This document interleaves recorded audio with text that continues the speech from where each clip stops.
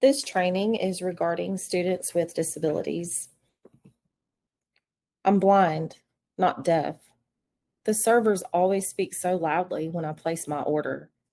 People are very quick to think that just because my eyes look weird, that I can't hear. He doesn't belong in my classroom, let alone in a public school.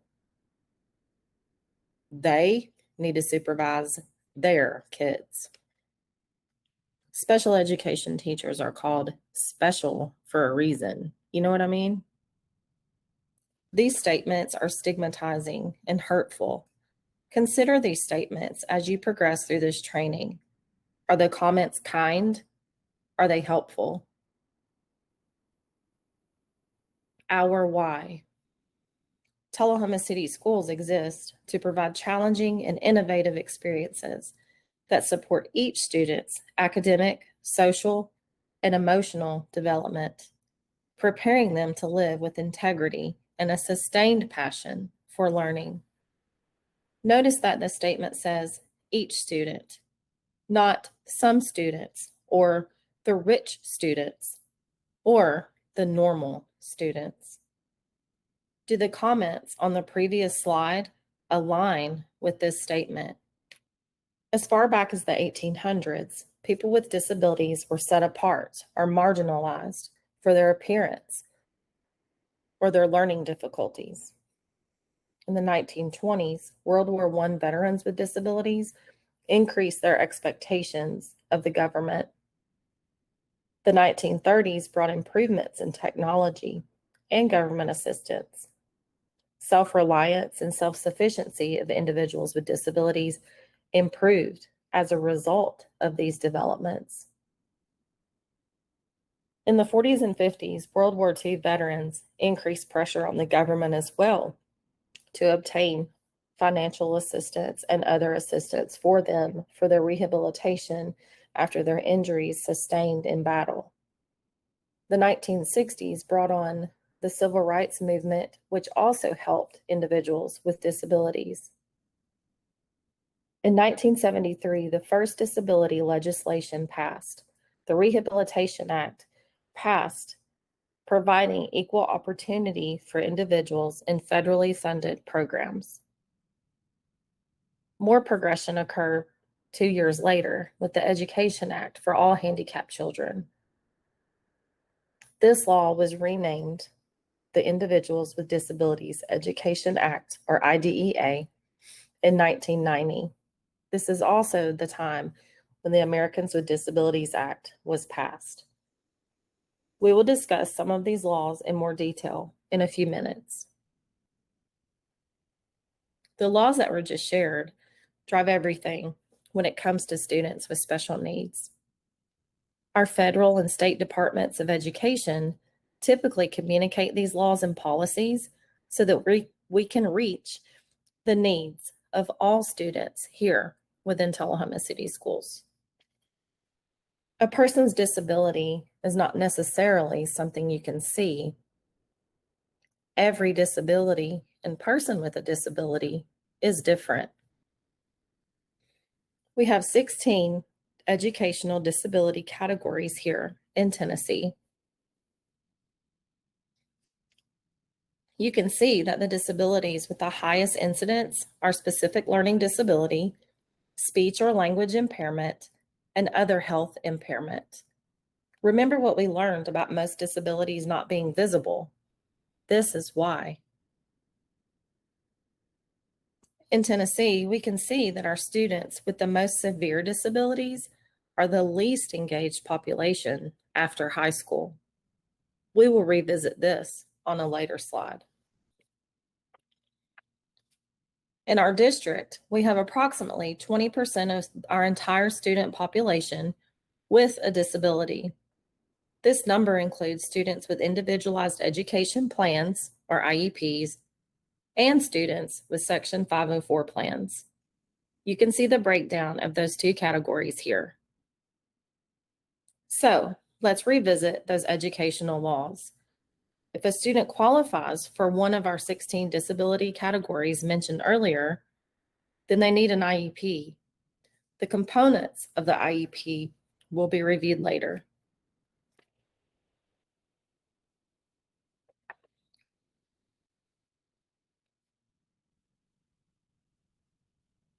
The Americans with Disabilities Act, as shared earlier, passed in 1990. It ensured equal access and equal treatment of individuals with disabilities to employment opportunities and public restrooms. This was an anti-discrimination law, but struggles still exist for people with disabilities. This law is the reason we have wheelchair accessible ramps and restrooms, for one example. To revisit the Rehabilitation Act of 1973, this was the first time individuals with disabilities were protected by law. It prohibited discrimination on the basis of either physical or mental disability in federally funded programs. This law is the reason we have Section 504 plans. A student with a Section 504 plan typically only requires accommodations for classroom assignments or tests, or both. These are the beliefs of the Tennessee Department of Education.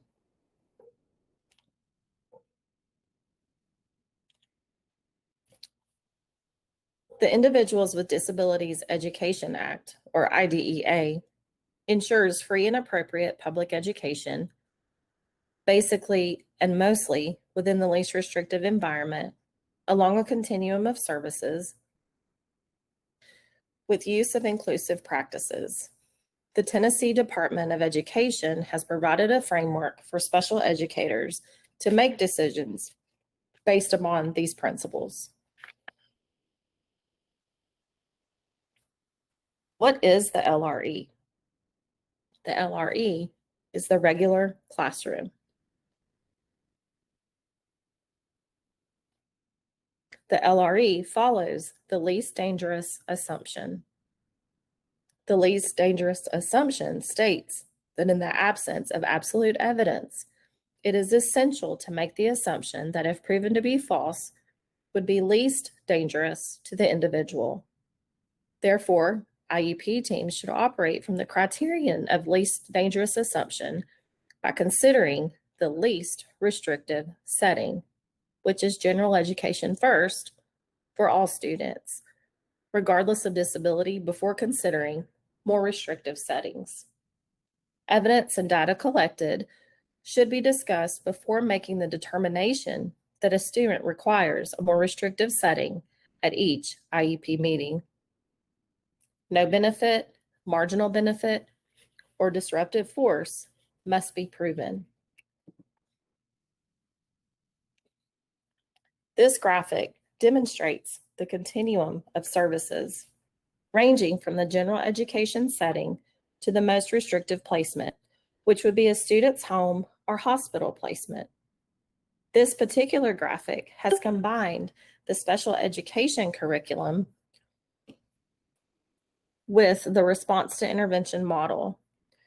Notice that some students could participate in both special education and RTI.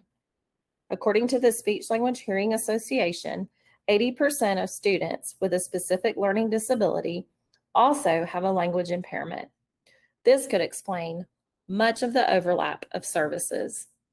This is also important for staff to consider collaboration between special educators and general educators to help close gaps when core instruction is occurring. This graphic also draws attention to the question of what state-mandated standards a student may be missing when pulled from the general education setting for intervention. The heart of an IEP, or an individualized education plan or program, is core instruction and transition. Remember what we learned earlier, that our students with the most severe needs have the poorest post-school outcomes. Is this directly linked to these students missing the most core instruction? This is interesting to think about, isn't it? This slide shows a bare bones progression of disability identification and the IEP team minimum members Identification begins with a thorough assessment, which typically results in eligibility or a lack of eligibility. If a student is eligible, an IEP is developed. If a student is not eligible, the student may not be eligible for any type of service.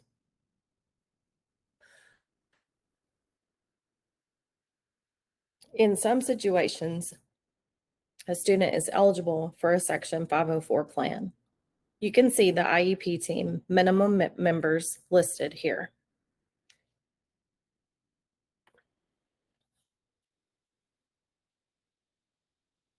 Again, the heart of the IEP is core instruction and transition. We've seen how these two themes must be at the focus of every student's plan. But also important to note, every part of the IEP influences another. A strong evaluation leads to strong narratives, present levels, and goals. These components contribute to the decision about accommodations and modifications. Accommodations and modifications are basically tools to assist a student in being successful in the general education setting. An accommodation will change how the student accesses information, engages in learning, or demonstrates their knowledge. A modification will change what the student is taught or expected to learn. Changing what a student is taught or expected to learn limits their access to both core instruction and transition, the two most important pieces of a student's education.